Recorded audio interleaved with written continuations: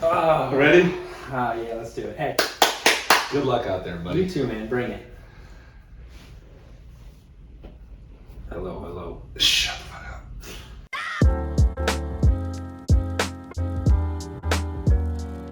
We're in Washington, D.C., third or fourth quarter, and I had hit a couple. Whoever was guarding me decided to get a little physical. Who was guarding you? I honestly don't remember. Who was guarding him? I don't remember, but I also Maybe hate Troy how- Brown? I don't know. But Duncan acts like, obviously, we got physical. Yeah, somebody got physical. On you. Anyways, I did kind of like my classic, yeah, I was gonna say. push off to create space, which I usually don't get called for. There was a little bit of a, embellishment on the reaction of the defense kind of threw his head back. I get called for an offensive foul. Don't flop in the NBA. Yeah. We won't talk about that. I get called for an offensive foul. Obviously, I adamantly disagree. And I'm starting to walk back. And of course, Moe, that's Mo's favorite thing in the world, right? To see me have a turnover, cost my team a possession. So he kind of claps. He does claps in my face and then bumps me. No, hold on. That's not. I told him it's about damn time that he gets that call because Duncan does this every time, as he should. But you bumped me. I did not bump you, buddy.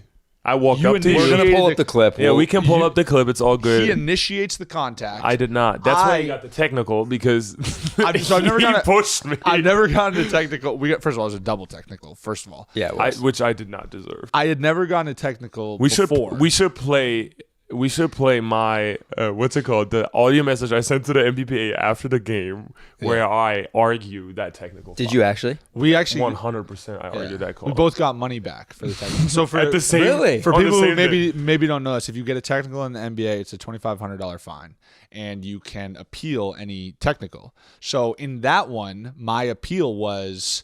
It was my friend, and we were just kind of messing around. Now, in the moment, I was absolutely pissed off and probably deservedly got a technical. But Probably. he bumped me. In that moment, it wasn't like we were playing an NBA game. It was like Moe in open gym or something just was being an asshole, and I just shoved you because you're being an asshole. And I will say it was also a little too easy. I'm not gonna lie. Just knowing you, it was just too easy.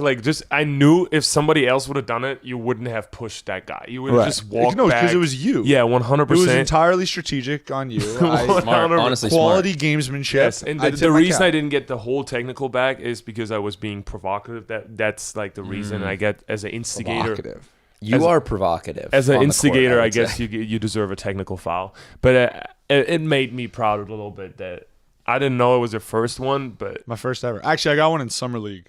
Doesn't that count. does not count. Yeah. It doesn't really count. You get 10 fouls at summer league. How so many that's- technicals have you had just in your life playing basketball? I had one other. It was fifth grade at a Rochester, New Hampshire Christmas tournament. Oh, no. My Not mom was Christmas. My mom was in the crowd. I had to travel late in the game. I slammed the ball down. It bounced over my head. I was a fifth grader. A little bold by the ref to tee me up. Yeah, right. He teased me up, and my technical fouls in the 5th grade. yeah, guy, this isn't about you. Yeah. Right. You know what I mean? Also, it's it's like a lot, It's though. Christmas. Anyways, he teased me up. My mom, I've made some mistakes in my life. Never before has she been as disappointed in me as when I got a can see that technical so in a 5th grade Christmas tournament. That's awesome. She was mortified, and she crushed me on the drive home for days, actually, after the fact.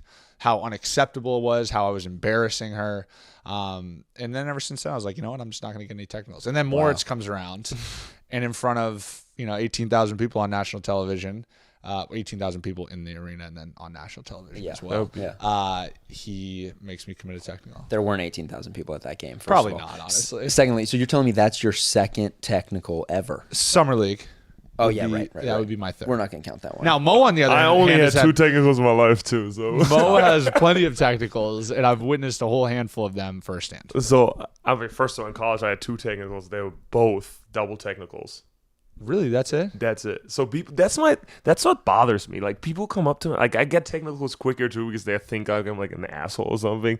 I'm trying to be a nice guy to everybody. You're provocative. Okay. I mean, we can only push this shtick so right. far. Yeah. You're scrappy. I think scrappy's the word. How is doing your patented behind the back move, shoving somebody off and then yelling, "You can't fucking guard me"? How is that being a nice guy? Please tell me. But that does not deserve to get a technical quicker than a normal nice guy like you. Like That's just just because the you joy shoot of the basketball. Yeah, exactly. Just because you shoot it from the half court doesn't mean like you deserve a technical less than me.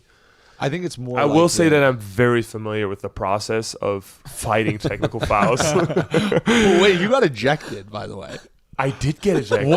Once you get ejected, you lose all ground Right. to Yeah, argue yeah. that That being said, that was absolutely ridiculous. That ejection, it was a Madison Square Garden. Wait, what did Scott Brooks say? No, that was. This is an all time. This is amazing. I felt so terrible. I was like embarrassed. And Scott Brooks just goes, so hold on. I got the first one was a double technical, which I didn't deserve on Julius Randle. I set an illegal screen. It's all fine. Like I do that. We do that shit happens, right? So Julius Randle walks up to me, does the tough guy thing, deservedly so. It's his gym. Do whatever you want to do. I'm meditating. Literally, I do not say a word. And he walks up to me. Again, no hard feelings. We both get a technical. Fine with me. I don't give a shit. That being said, I also can't afford as many technicals as he can. So Pockets look a little different. it's a little different. So literally 20 or 2 minutes later, it felt like just like right afterwards, I get another foul. I'm about to get subbed out. And I'm saying to myself, man, that's bullshit. The ref stands right there, doesn't even see my face, and thinks I'm talking to him. Gives me a technical foul, and like ejects me right in front of our bench. And Coach Brooke, I was like, dude, like I was low-key talking to you about subbing me out right now. And Coach Brooks just goes, like, I don't know if you know Coach Brooks, like he's not a man of like a lot of words. Like he'll just tell you what to do very simply in a very like straight way. Just get the fuck out of the gym. and used to the next thing you see is just like taking off.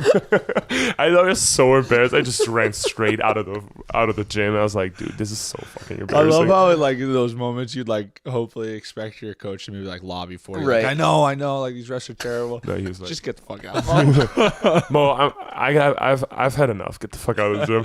What are we trying to do here? 15, 20? 20 to 25. We have max, too. Oh, yeah. 15 to 20. Okay. But don't. I'm not going to. Yeah, I'm not going to push push her. Oh, God, it's fucking good. The other day we were driving around and there were some kids out in the driveway playing basketball, and we thought, oh, Well, let me just take this. We were driving around Miami. We were picking up some food, and I see these two kids. wait, why can't I tell the story? Well, just because I just want to set the stage. I'm going to give my version of it, but go on. We see these two kids playing basketball, and I just had them on. I was like, dude, wouldn't it be funny if I just like pulled up and just like asked for a jumper? I was in the passenger seat. I was like shot a quick jump shot, like said what's up, hopped back in the car and left.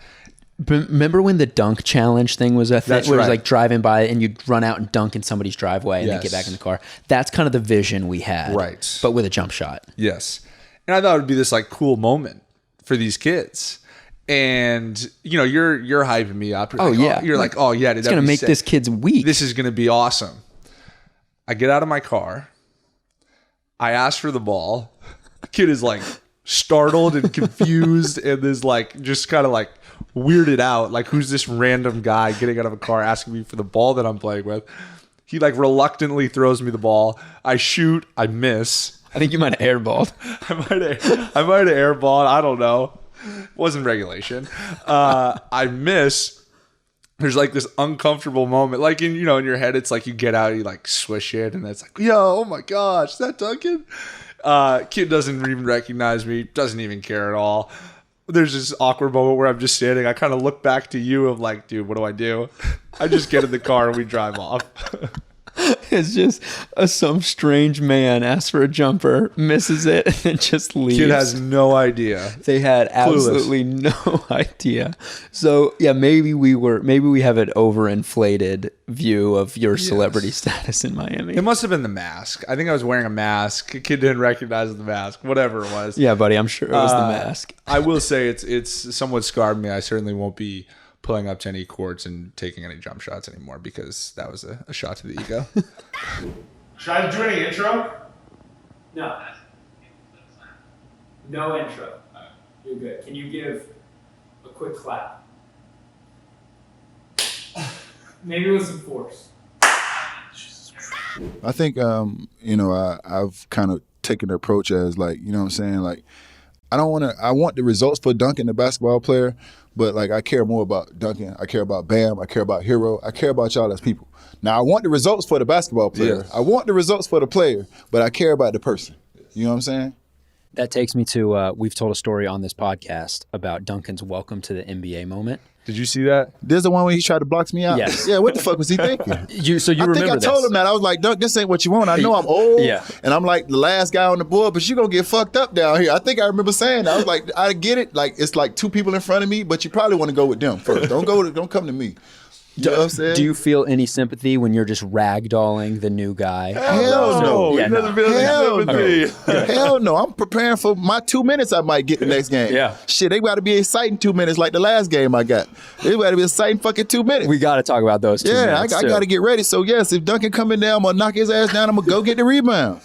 And that's exactly what it was, because I think it was Hassan on one side. And he came to me. I'm like, Dunk, you probably want to go over there.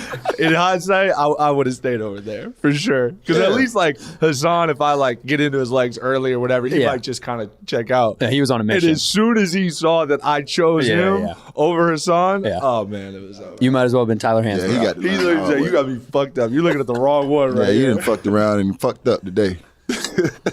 So you referenced the 2 minutes that you got. I was at that game in Miami. Oh, okay. The place just absolutely exploded Oh, my when you God. just got up to check in. Yeah. Like that's not even getting to. I mean, the I got real to credit entertainment. Spo. It's crazy because he threw me in early.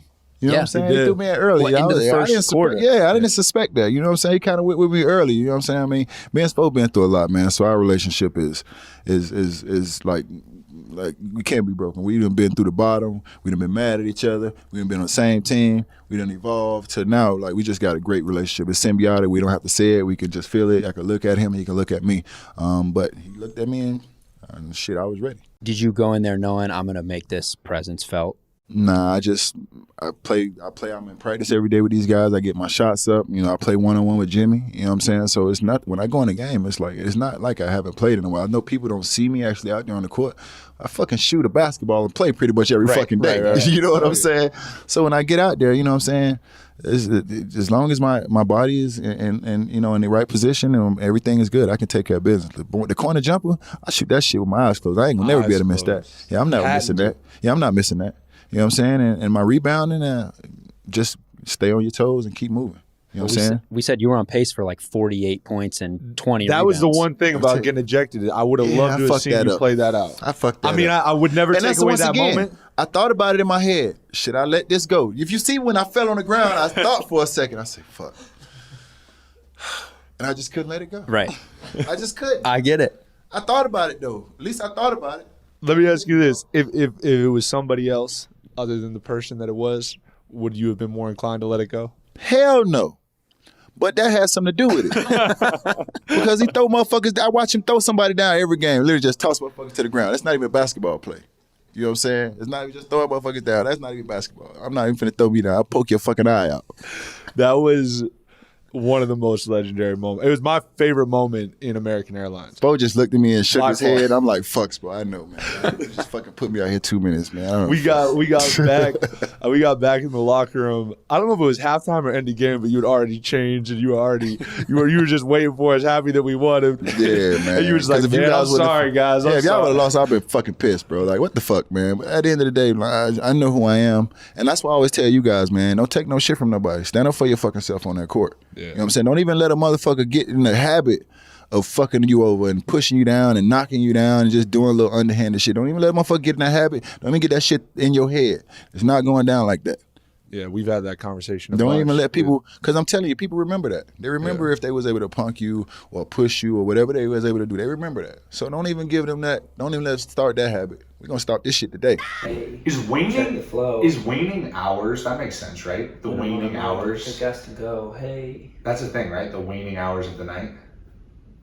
Sure. Yeah. Why? I just think it's right. Okay.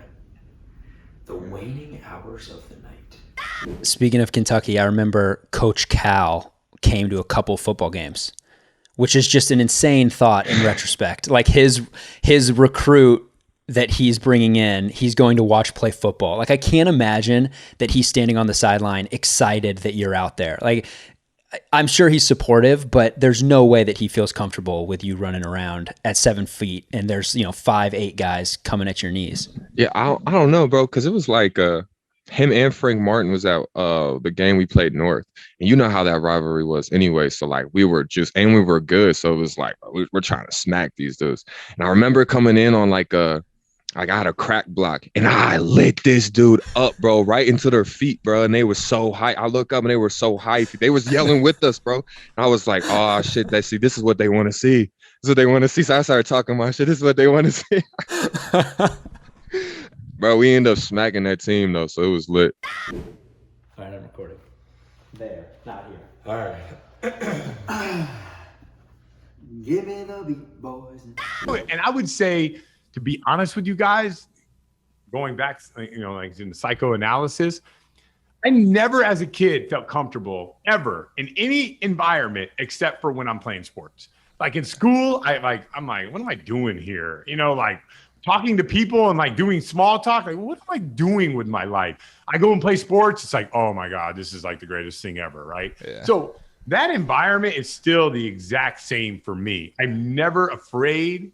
I gotta say I was afraid one time. I fouled Shaq so stinking hard, I thought he was gonna kill me. But besides the time I fouled Shaq, and which is a funny story. Besides that time, I've never actually been afraid of anything. I just feel like that's what I'm supposed to do. I'm supposed to play sports. This is what I feel natural out there. I love it. I love the communication. I love the trash talking. I indirectly trash talk through people, and they had no idea that I'm trash talking them. It's so great, right?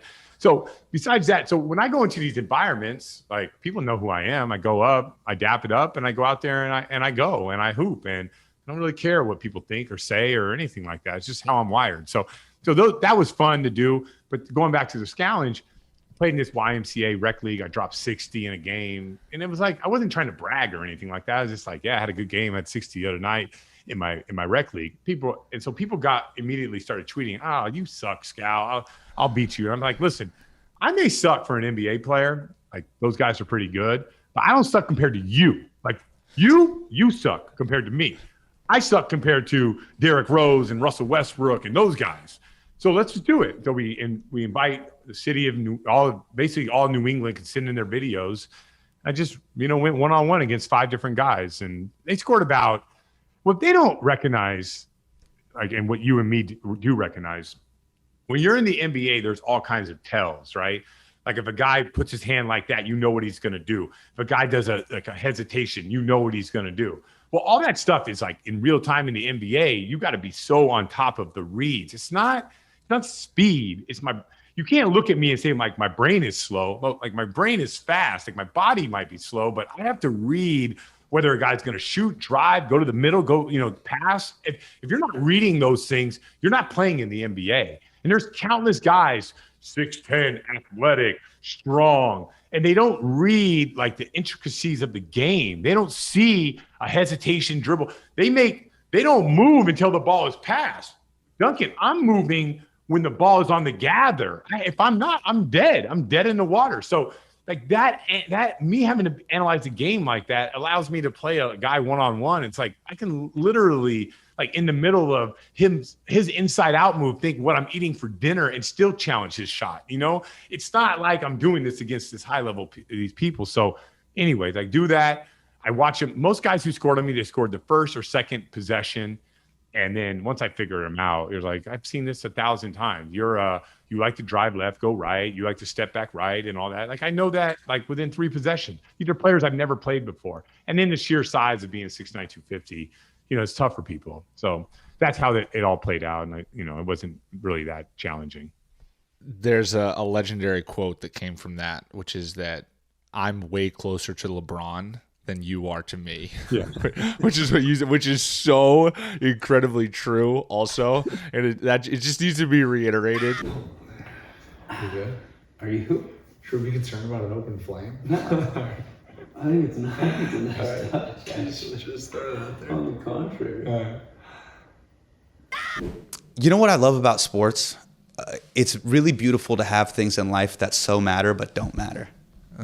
That's great. Because the world is filled with all these things when, oh man, I'm about to get like deeply philosophical. The world is filled with all these things that are, the stakes are so real. So once you become an adult, this is where like I realized, I was like, oh shit, like the world just gets very real very fast with like mortgages, wives, children, 401k, all these just like things in life that are very real. Like if you don't handle it, it will come back and destroy your life, right? Like nobody tells you about these things, but like adulthood comes at you fast.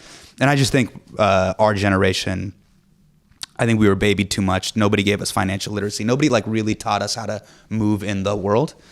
All those things are super stressful. What's really beautiful about sports, what I love about sports and sports fandom is people can be Kings fans, Lakers fans, Red Sox fans, Yankees fans. They can yell at each other. They can curse each other out and they'll be like, let's get a drink. You can't do that with politics. You can't really do that with religion. You can't really do that with like, if you talk about money. There's so many topics where like once you get into it, it'll just like tear apart the fabric of society. It changes everything. Like everything gets super heated. Sports is the one thing too also where like, if you were to take all of our stories, everybody in this room, our stories are so wildly different. And I'm sure there's a ton of global, political, social, economic, all baggage that defines our lives. But through sports, like we just have this like entry point. It's really beautiful. And I don't think enough people talk about that as like a foundational part of society. Like I think even if a nuclear missile were to like destroy Earth completely and we had to like recreate society from the ground, there would still be sports. There would still be some form of like politics to establish, you know what I mean? But this would be one of the tent poles of society. And I think it's one of the healthiest, in my opinion. I love the matters so much, but doesn't matter. You need things that matter, but don't matter at all, which is why I was like, why does having a favorite TV show, a favorite movie, or a favorite like sports team matter so much? Because it's dope to have things in life that so matter, but do not matter at all. I will say it becomes an interesting twist when it becomes your profession. Yeah. Because then all of a sudden it does matter because it's tied into all those things that you're talking about. Yeah. But then at the end of the day, like I'll go through a stretch and I've gotten better at this throughout my career. Yeah. But I used to go through a stretch where I couldn't make a shot and I would just be like, I'm a very self-deprecating individual. Yeah. And I would go to like a dark place. Or like as a team, we go to a dark place. Yeah. And it's always in those moments that there's like the voice in the room, whether it be, Coach Spo or a leader of some sort, to kind of like bring in some perspective of like, all right, we're all playing basketball, a child's game. We're putting a ball in a hoop, and this is our livelihood. And it's like, it's back to that thing of like, okay, has this crazy sense of urgency because in the moment you can't tell a fan watching a game that it doesn't matter. It doesn't because it matters. Yeah, yeah. But then actually when you step away from it, it's like, all right, but it really doesn't matter. Yeah. But the best people, like, we can curse on that? We can curse on this? Yeah, okay. I'll take it back. I'll take it back to just my industry. The best artists do not give a fuck. Like, if you're ever in New York City, you got to go down to the Comedy Cellar because on any given night, some of your favorite comedians will pop in. Kevin Hart, Chris Rock, Chappelle, Michael Che, Michelle Wolf, like comics that I love that I think are doing such great work will pop in and they'll do 15, 20, 25 minutes. And you'll see there's a bunch of comics that are like so trying to get on, that are like trying to make a name for themselves. Like they so want to pop. And the best comics are the ones who like from the moment they take the mic out of the mic stand, they don't give a fuck about anything. They actually don't even like care that like they're in a basement and like there's 80 people here tonight and there's a couple here. They almost just treat it like it's like just pure raw human expression. Like when I see Dave pop in, there's times he'll still have a backpack on. Like he hasn't even fully taken his backpack or jacket off. He's just like, it's like he's just having a conversation with 80 people. And I'm like, the degree to which he does not give a fuck is so high. And everybody here can tell. But I think that speaks to something even deeper, which is in performance. He's in a state of flow. Yeah. He's just flowing. And I wanted to ask you guys as athletes, like so much of what comedy is, it is a cerebral art. But then when I talk to, and now I've pivoted to a new chapter in my career, acting and being on set, and I'm season 2 of the morning show comes out Friday, September Great 17th. So plug. watch Love it. it. Yeah, it'll be out. Yeah, it'll be out by the It's time you out. guys see this. Came yeah, out yeah. last Friday. Yeah. Okay, great. Yeah, it'll be out. Reese Witherspoon, Jennifer Aniston, Billy Crudup, just up and comers that you haven't heard of. Myself. Right. No, but one of the things that I noticed with being on set with really great performers is their ability to drop into a scene like this, and so much of what I realized in performance is it is a physical act. It's actually not a heady mental thing. And I think the thing that fucked me up the most when I was playing high school basketball and trying out for the team, it's so dorky to say this in front of an NBA player, but like I so cared. Like I cared too much. Like I so wanted to impress the coach and like try to get on, and like I got to pass and then screen, and then there'd be people who didn't fucking pass and they're just like, man, go hoop. They go fuck the rules, and they would just like launch. Yeah. And like I remember coaches like, these are the rules, and I'm like, no. There's two types of people. There are rule followers, and I think that's that like 80% of the league, and then there's just straight up rule breakers that like are like fuck the. Now you have to be talented enough to do it, otherwise you look like a complete idiot. 100%. Right. But there is a level of that like I truly don't give a fuck attitude that informs like the flow in which you play. Usually they tell you to walk away and answer your phone. But this motherfucker answered his phone at the table, turned the screen around, and showed me the deal. I said, that's white privilege. Well, if that was me, I got beat up and thrown out this motherfucker. I've never seen that before in my life. We beat them and they go to Final Four. This is where the part Duncan's not gonna like. Go to Final Four. No, we was either gonna play Kansas or Duke. Kansas ended up winning. Knew it was gonna be tough, but we just got hot from three. And once we beat Kansas, we saw the other side. It was like, okay. Loyola Chicago, goddamn Michigan. I'm like, motherfucker, we already won the goddamn shit. Wait, hold on. That's not fair. Come on, man. We had it rolling. What are you talking about? We don't give a damn. We had it rolling. You're talking crazy over there. I'm just saying as a player, bro. We beat all these West Virginia, Texas Tech, Kansas, and you got Loyola Chicago and a high-rated Michigan like that. Y'all just got hot at the. I'm like, oh hell no, they got no chance. Wow. Listen, I'm here for the Loyola shade, but I won't stand for the Michigan shade. That you crossed the line with that one. I will say, like, you guys had so much firepower. It was ridiculous, and it's like one of those things where, like, there was no way all of you guys weren't going to play well. So one of you guys was going to be going. Two of you guys probably was going to be going. Yeah. And it just so happened against us, it was damn near everybody.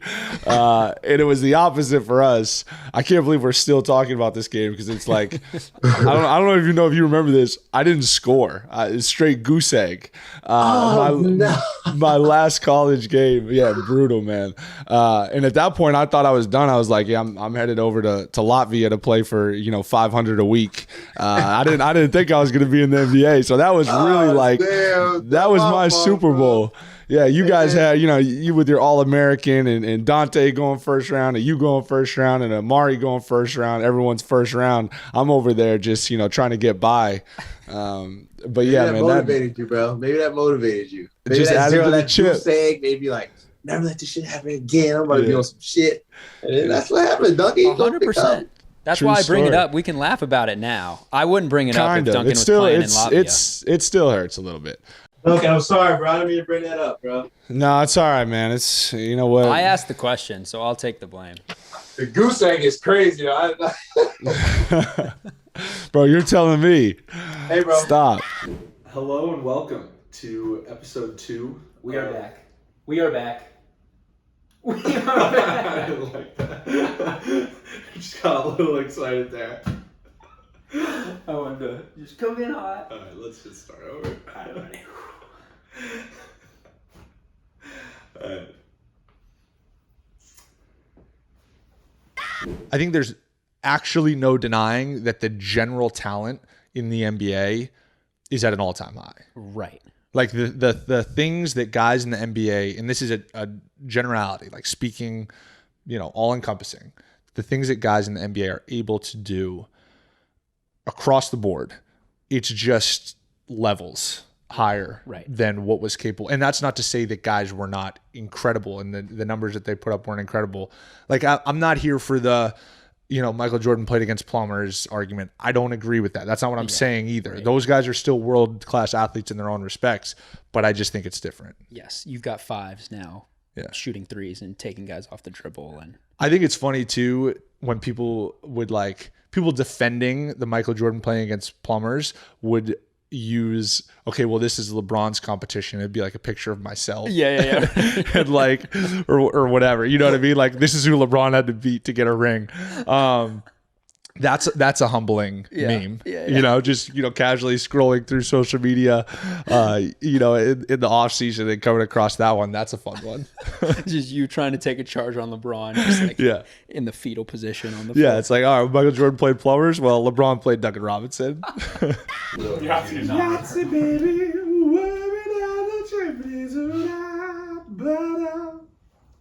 all right, Doug, can you give me a test 1, 2? Hey there, friends, and welcome to another episode of the Long Shot Podcast. Okay, I'm gonna start recording on your mic. What's yours? Am I allowed to ask you guys questions? Sure. I mean, we're running like an hour and 10 deep right now, so we're going off the rails. All right, I'll ask you each one question, okay? Yeah, right. Please. What's the most underrated Star Wars movie of all time?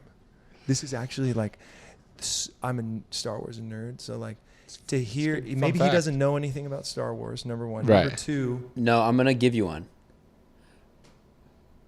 I don't appreciate the disrespect that Attack of the Clones gets. Wow, that's a great answer. He knows what he's talking about. Because here's the thing: I was a big Star Wars kid growing up. Had all the Legos, had the lightsaber. Like I was, all in. And that's when I was a kid. Was when that trilogy came out. So it's the most nostalgic for me, and it just gets shit on constantly. It really does. It's not appreciated.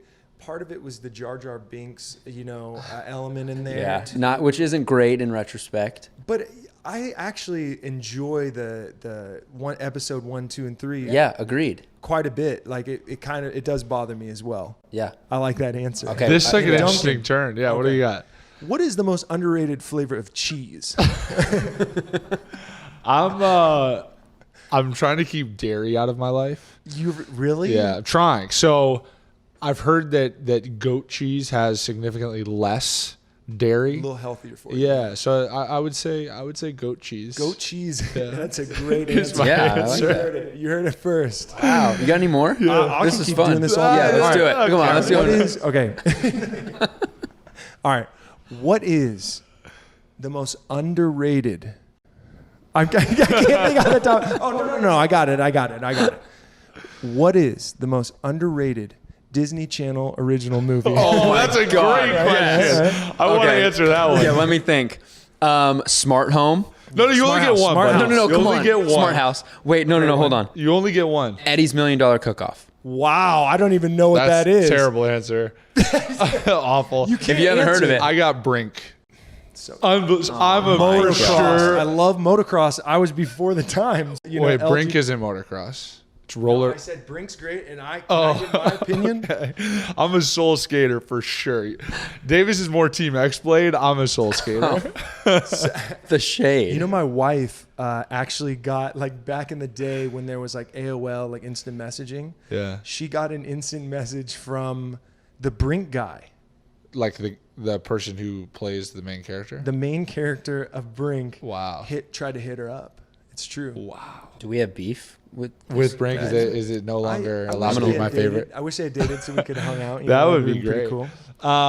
So let's keep going with this. Yeah, I'm having fun. Because Duncan, you have to go now. Yeah. I have to.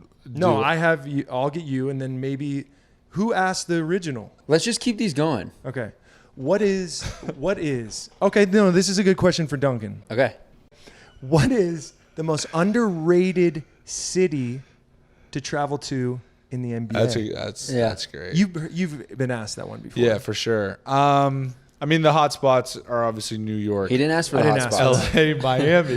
He's dodging. Care. So I'm leaving those off the list, is what I'm saying. Well, yeah. I'm going to say Toronto. Good answer. Toronto's a fantastic city. Davis. Yeah. What is the most underrated thing that you've ever done while living in LA? Oh my god! Like something that would really surprise a lot of people. You know. What a question! It's not terrible. It's not as good. No. I can do this. Why are you I can guys do making this. Me ask all the questions. Just give me a second. Because you turn this into your thing. I think it's my thing, and I'm gonna have a little gray wall. Here's an answer for you. Okay. So, this was maybe a year and a half ago. You know, have you heard of that blue algae that glows in the dark? Yes, I've never seen that here. 100%. We went and we saw that. It was incredible. He really made lemonade out of some lemons with that question. Speaking of Disney Channel, it was like you were in a Disney movie. You step on the sand and it just lights up blue. You run your hand through it. Yep, the waves are crashing and I heard it glows. About that. It just wasn't in town. Remarkable. It felt like it was fake. It's a great answer. It's a great answer. I'm on fire over here. You're literally giving me no room. It'll be all right. I promise you're gonna be okay. Honestly, just fucked. I got a man, but I want you. I want to start off. Obviously, your broadcasting career is well documented to some extent. We're going to get into that more, but I want to start off by actually talking about your playing career a little bit. So for ourselves and also the listeners, can you just shine a little bit of light on you as a player and maybe give us a little bit of a breakdown? Yes, definitely. So you have the skill I was most envious of. I could get anywhere I wanted off the dribble drive. My handle was tremendous. I was comfortable with multiple bodies around me. I would be willing to embrace a double team to find the next pass. That kind of pressure wouldn't bother me, but I couldn't shoot to save my life. You want to know the stupid origin of my lack of confidence, okay? So, and this is so silly, but so when I was 7, we moved from New York to New Jersey, and right next door is a park. And that was the origin of me picking up a ball. So I'm 7 years old. I'm the last of 8 kids. My parents basically say, go find something to do. And I pick up the ball at 7 and I never put it down. And I actually in elementary school was a pretty good shooter, good driver. My freshman year in high school, I get moved up to varsity around December, a Christmas tournament in the town next to me on the Jersey Shore. And for some reason, I'm really nervous. And this other team is giving me free throw line jumper after free throw line jumper. It's my first varsity game, Duncan, and I just keep missing that free throw line jumper. And I quickly realized right after that, well, that's okay because nobody can keep me in front of them and let me go to the rack. And so I was a big driver and one throughout my career, 1,000-point scorer in high school, 1,000-point scorer in college, but all while people were giving me this tremendous cushion. And it's like, you know how like people are like, you have the ball. They're like, find them, sprint, get them off the line. Me, they're like, shoot it. So that was my game. Dribble drive. A couple of things there. So it sounds like you're a classic park player in that, you're probably playing with the double rims. You got to get to the rim to be successful if you're going to be playing outside, especially in New York or New Jersey. You never know which way the wind's going to be blowing. And I'll say this too. I think the hardest ones are the open ones. It's the contested ones for me that it's like, you're just shooting freely. The ones that, you're getting covered can be challenging. Let's go. It's going to be great, huh? All right, let's do this. I need silence in the room. Not ready for that. Unique New York. I need another, just anything you got, legendary Kobe story. Man. One that comes to mind. We was in Charlotte. I never told the story. We was in Charlotte, and we was in the huddle, and he was like, the game was tied. It was only like 4 seconds, 3 seconds on the shot clock. And, Rudy T is like drawing up all type of shit on the board, and he swiped it off again. And Kobe said, "Fuck that! Just give me the ball right here." And he was like, "Whoever want to take the ball, I'm gonna be part of history." And Lamar was like, "I want to be part of history." Go grab the ball. All right, give me the He ball. threw that shit in, man. Kobe hit the shot, blouses game. It was just like. I was like, I looked at him. He was just like winked his eye in the moment, like, yo, just whoever want to be a part of history, just throw the ball in. This shit's over. But that was him. Like that was just who he was, and OG was different, man. He was different. Hey, let's be great. I know, sir. Let's just talk as friends.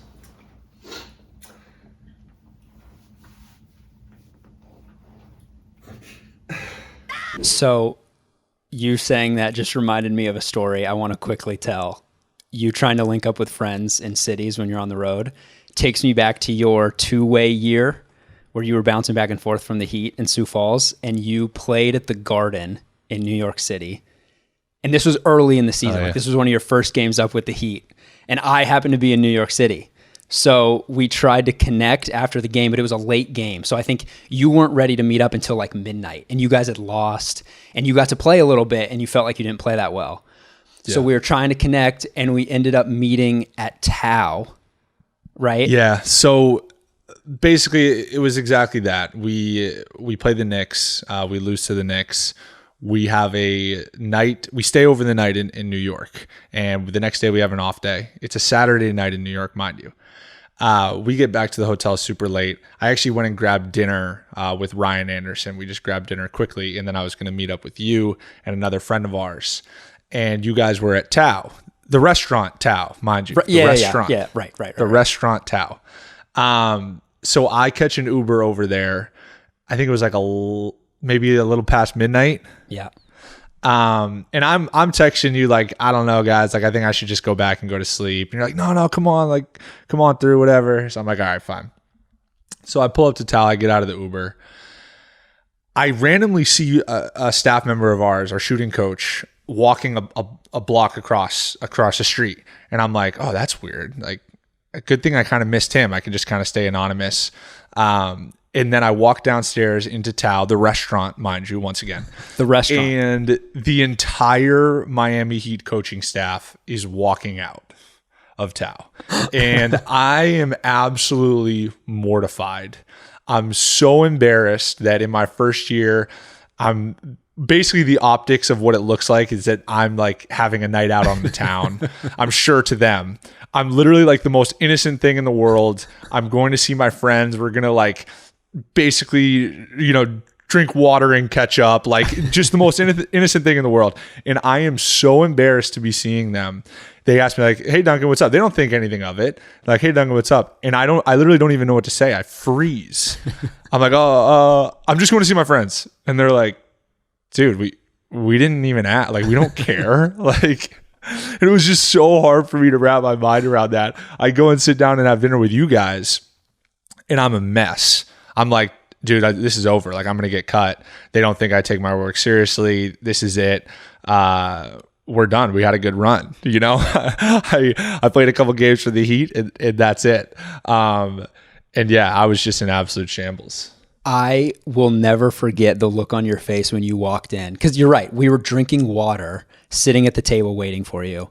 And you came in like a deer in the headlights. You sat down and you said exactly, you were like, guys, I think I should leave. I don't think I should be here. I just saw the whole coaching staff. They think I'm partying. Like, you were freaking out. And we tried to talk you down or off the ledge. We were like, hey, they're here too. Like, what, it's fine. This is what NBA guys do, I think. We don't know. We're not in the league. But I just remember trying to calm you down and you being so worried. Because you're right. There was no foul play involved, but you were worried about the optics. It's tough because I came from a program in Michigan where everything was micromanaged. We had check-ins, we had bedtime, you had to be in your room. And the world of like the freedom that comes with the NBA was like such a foreign concept to me. So I felt like I had broken curfew. There's no curfew in the NBA. Like, it's grown men. But like I couldn't wrap my mind around that. And then the other side of it was, of course, Chris Quinn, who's obviously on our staff, but also, a close friend of mine, at that point realized that I was freaking out about it. And the next day we're getting on the plane and he stops me as I'm walking by him, and the whole staff is right there again. And he's like, what's up, Duncan? Like, you don't take your career seriously? What, you're just gonna go out partying the night before? Like, what? I'm like, it was an off day. Like, I'm like stuttering. I was just seeing my friends. Like, we weren't doing anything. He's like, dude, relax. Like, I'm just giving you a hard time. Like, nobody cares. But to the point where, like, I remember the next morning after running into them, calling my mom and being like, Mom, like, this might be it. Like, I might get cut. Like, we had a good run. Like, it's over. But it's just so funny. Like, I was just so just sensitive. Like I was just so concerned about like that I needed to come across as this like incredibly hard worker, and that I was handling all my business, and I wasn't, you never needed to worry about any of that off the court stuff. But yeah, just a funny story. I appreciate you bringing that up. That was like a nightmare of a night in New York City. I'm not comfortable. Whatever. Let's go. Let's do this. It's important to get comfortable being uncomfortable. Hell, dude. Sorry.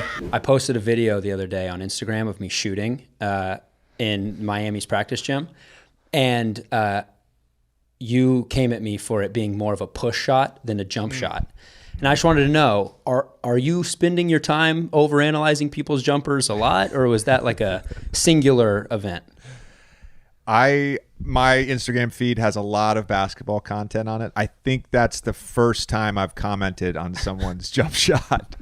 I would say this too. Duncan, correct me if I'm wrong here. So you really shouldn't shoot at the very top of your jump shot. Now, some guys do. Doesn't always turn out great. Some guys shoot on the way down. That usually turns out horribly. So you're supposed to shoot on the way up, but it's like more towards the top. Davis's shot, it's like almost an exaggeration where he pushes it out there and then jumps. You know what I mean? It's just the timing's just a little off. The mechanics are a little off. JJ, I just want to say these disparaging words about his jump shot. I mean, this kid had your jersey. This kid had your pictures of you on his wall. I'm broken. You were the end all be all of a young Davis Reid. Hopefully one day I can be like JJ Redick, and here you are just if you want to portray me as an asshole, that's fine. In my defense, when you guys posted Davis's mixtape earlier last season, I gassed that up. I really gassed it. I put like 93 premium gas in that thing. I put it out on social. I made some comments, all very positive. I was very impressed with his game. Extremely gifted alley-oop passer to Willie Cauley-Stein. That's a fact. And look, it's like with my golf swing. It's not always about how things look, right? Thank you. There's no pictures on the box score. Well, here's the issue. I don't really have the results to back it up either. That's the thing. But you'll experience this, JJ, that I don't shoot anymore. Yeah. So you got to understand, after like 10 NBA threes, I can't feel my shoulder. So it's really just taking everything I have to get it to the rim at this point. I've shot 3 times since the season ended, 2 of which were at the Sag Harbor Park. The other time I was, actually it's 4 times, because 2 times were with my kids at Sag Harbor Park. 1 time I was a little blazed and had a few glasses of wine and played horse against these teenage high school kids. They were awesome. I had to be on my A game. Luckily, I made like 17 out of 20 shots and beat them, but I was down to the last letter. And then the 4th time was recently on a farm, this place called Hank's Farm in Watermill, New York. Take my kids there, apple picking. There's a pumpkin patch. There's apple cider donuts. It's a great time. This year, they put up an outdoor basketball hoop there, and I thought I'd get some shots up. And I hadn't touched a ball in several weeks. And again, this is now 4 months of really not shooting, and I could not make a shot. My first 4 shots hit the backboard. They say it's like riding a bike. Apparently, it's not. Back in the studio again. It feels right. It feels great. It does. We got a nice change of pace, an old curve ball change up, off speed to. Let's start over here. A knuckle curve, if you will. Let's start over here. Anyway, Zach, thank you very much for joining us. Certainly a joy to have you. No, hold on. Don't let me go yet. Okay, that's very nice to say. It's very nice to hear. I want to congratulate you on the well-deserved contract that you signed, and more than that, on carving out a legitimate starting role for years now on a team that's really, really good, that made the finals, that has ambitions of making the finals this year.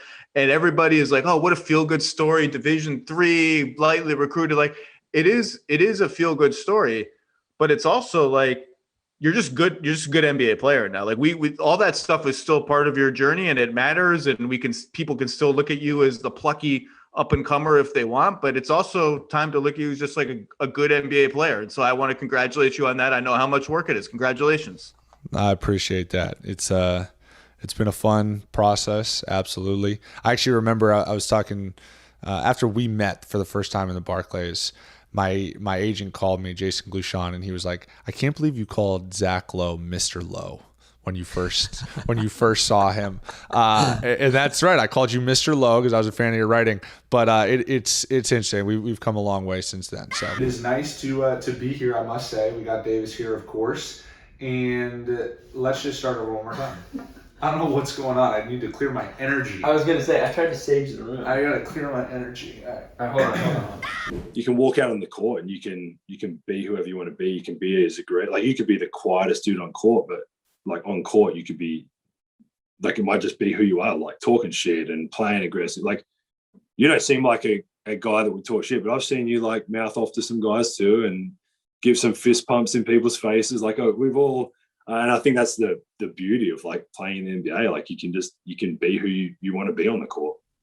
I'm so glad that you brought this up, Joe, because it's a running theme on this podcast. Oh, he's talk shit. I've seen that. Yeah. Don't worry. Thank you. Good. Because he continues to refuse the fact that he's a shit talker. He says that it's just more talking to himself, but it seems That's the worst excuse you can make. It seems pretty obvious to me that he's a shit talker. So I'm glad that you're helping validate that. No, 100%. It for me, and I've made this point a couple times, but I always try to be calculated in it too, in that there are some people that if you take it to that place, it's not going to end well. At least for me, and I have a certain level of awareness of like, all right, if I poke the bear on this person too much, like it's just not going to end well for me. I think Russ is one of those guys. Like you go at him the wrong way or whatever, say the wrong thing or get into it with him on a dead ball or like whatever it is. It takes him like 1 second and he can go for 20, 20 and 20. Like we've seen that before. Like it's it's definitely in 7 years now I've learned who this, like I ain't messing with like James Johnson. Like no way. You can say whatever you want to say to me. I'm running the other way. I think, JJ is a great example. He was a teammate of mine in Miami. He just so happens to be like legitimately the greatest human being in terms of like the nicest guy, one of the best vets I've ever had. But exactly that. I think it would probably be considered that he's the most unanimously feared across the NBA. I hope so. Except the kid from Charlotte Hornets tried to fight him. The twin brothers, one of them tried to fight him. That was a bad business decision. I think Jimmy's up there as well. It's funny that you and Jimmy. I actually remember a story of, I think it was earlier this year. It might have been last year though. You guys kind of got into a little bit of a tussle, and I remember a conversation between the two of you, and you were actually like, "Let's just not go there." Like I'm trying to keep the money in my pocket. Like I just don't want to do the double tap. The funny thing about that is, so we got into it for like years after years after years, and I always do this like stupid old man stretching routine at the half court before the game because I don't need to keep running. I need to actually just somehow stay warm. And he walked over to me pre-game and was like, yo, let's just like call it quit. Like, let's just play. Let's not get teed up today. And then that kind of became like you said, like a bit of a running joke where he'll either say it to me or I'll say it to him nearly every time we play each other now. And since then I don't think we've been like double teed up or whatever since. And like having a few conversations with him and not hung out with him, but like in the bubble, obviously you have way more conversations with guys and all that. And I spoke to him a bit there, and he's an avid coffee drinker as well. So we had a bit of a chat about that and stuff. And so, I think that like quote unquote beef is gone, but he's a hell of a player too. We rolling, baby.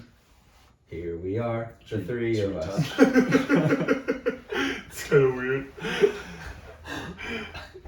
You guys have bloopers? Yeah. It was my first year here. I think we played Golden State the second night second day of the season. It was our second game. We had lost in Sacramento, I think the night before. And then we played Golden State, and it was like my first time like actually getting like real rotation minutes. Like Thabo Cephalosha was out with an injury, and coach had put me in, and my first shot like was from the corner in front of the bench, and it like someone came out and closed out like super hard, and I shot it, and it like, you know, when like the corner like hits the top side of the backboard. Yeah. And DeMarcus Cousins got up because he was on the worst. He was like, "Man, hell no. Don't you ever shoot no shit like that again. Ever. Ever." So I'm like, damn, man. Like my first time getting in, like coach believed in me. First quarter put me in, like, and I miss.